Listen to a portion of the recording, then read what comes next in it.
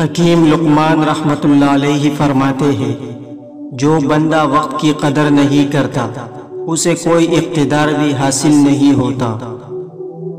بروز قیامت اللہ کے قریب تر وہ ہوگا جو زیادہ بھوک پیاس کو برداشت کرتا ہوگا۔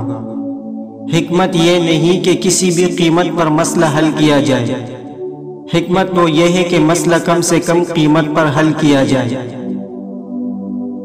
شریر کی بدکاریاں اس کو پکڑ لے گی اور وہ اپنے ہی گناہ کی رسیوں سے جکڑا جائے گا۔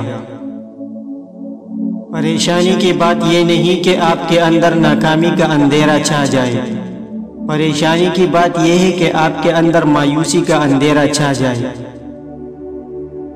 جو اپنے اعضاء کی زمین کو شہوات کی غذا دیتا ہے، وہ اپنے اندر ندامت و شرمندگی کا درخت اگاتا ہے۔ انسان کو ہمیشہ اس کی تقدیر ملتی ہے، مگر اس تقدیر تک انسان کو چل کر جانا پڑتا ہے۔ یاد رکھو، شیطان کے آلات شہوات اور کھانے پینے کی کثرت ہے۔ لاکھوں کمانے والے سے زیادہ وہ بندہ خوش رہتا ہے جو نہ ملی ہوئی چیزوں کے بجائے ملی ہوئی نعمتوں کو یاد رکھتا ہے۔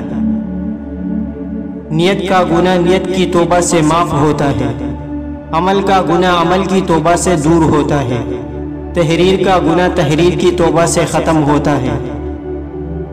بدی کے موقع دن میں 100 بار ملتے ہیں، لیکن نیکی کرنے کا موقع سال میں صرف ایک بار ملتا ہے۔ خاموش رہو ورنہ ایسا کچھ بولو جو خاموشی سے بہتر ہو، ورنہ زبان بند رکھو۔ بخل خوشیاں چھین لیتا ہے اور غم عطا کرتا ہے۔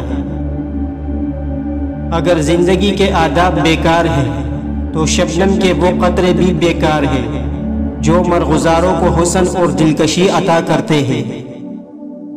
جو انسان چیزوں کو ملکیت بنانا اپنی زندگی بنا لیتا ہے، کچھ عرصے میں زندگی خود اسے چیزوں کی ملکیت بنا دیتی ہے۔ صاحب عقل شخص کو فاقہ کرنا چاہیے اور اس کے ذریعے نفسانی خواہشات کو قطع کرنا چاہیے۔ یہ فاقہ کشی دشمن خدا پر قہر ہوتا ہے۔ حکیم لقمان رحمۃ اللہ علیہ نے اپنے بیٹے کو نصیحت کی کہ نیند اور کھانا کم کرو، اس میں زیادتی نہیں ہونی چاہیے، کیونکہ جو ان دونوں میں زیادتی کرتا ہے وہ روز قیامت اعمال صالح سے خالی دامن ہوگا۔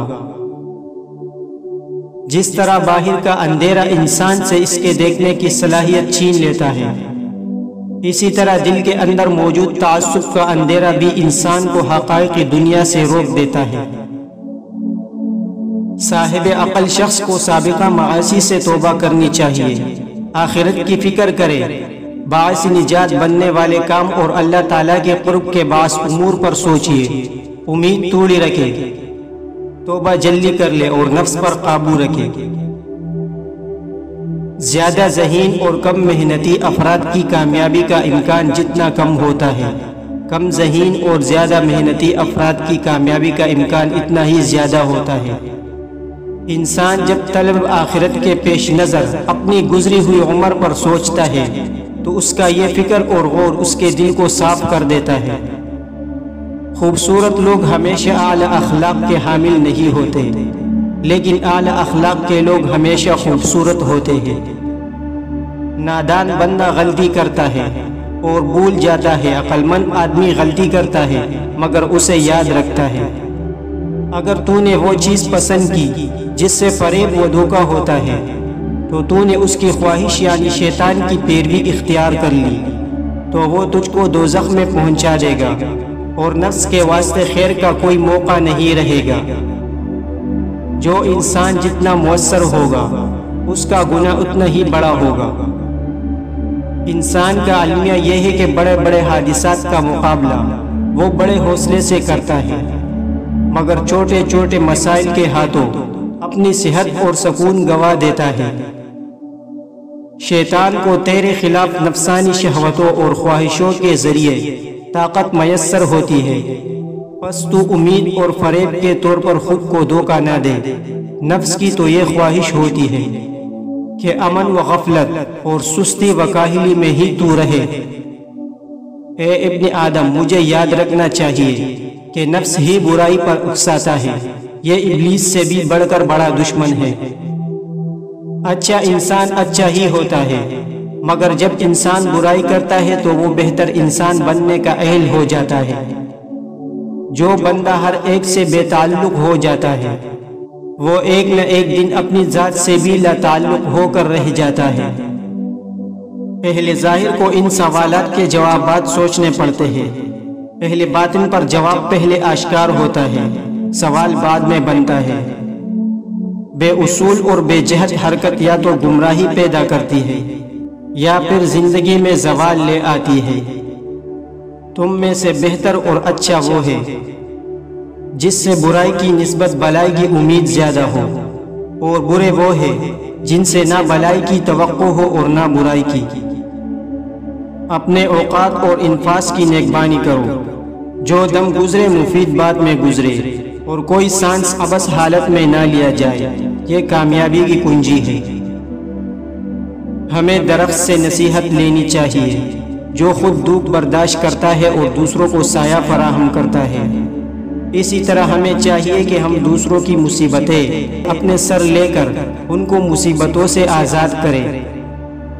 ایک بندہ صحیح معنوں میں عظیم اسی وقت ہو سکتا ہے اگر وہ اپنی ساری زندگی اور اپنی ساری توانائی سماج کی ترقی کے لیے وقف اور قربان کر دے۔ اللہ نے 3 قسم کی مخلوق بنائی ہے۔ اول فرشتے پیدا فرمائے اور ان میں عقل رکھی ہے، شہوت نہیں رکھی ہے۔ دوم حیوانات کو پیدا فرمایا اور ان میں شہوات ڈال دی ہے، عقل نہیں رکھی ہے۔ سوم انسان پیدا فرمائے اور ان میں عقل رکھی ہے اور ساتھ شہوت بھی رکھی ہے۔ تو جس شخص کی شہوت کا اس کی عقل پر غلبہ ہو گیا تو اس سے وہ حیوانات ہی بہتر ہے، اور جس کی شہوت پر اس کی عقل غالب رہتی ہے وہ فرشتوں سے بھی افضل ہے۔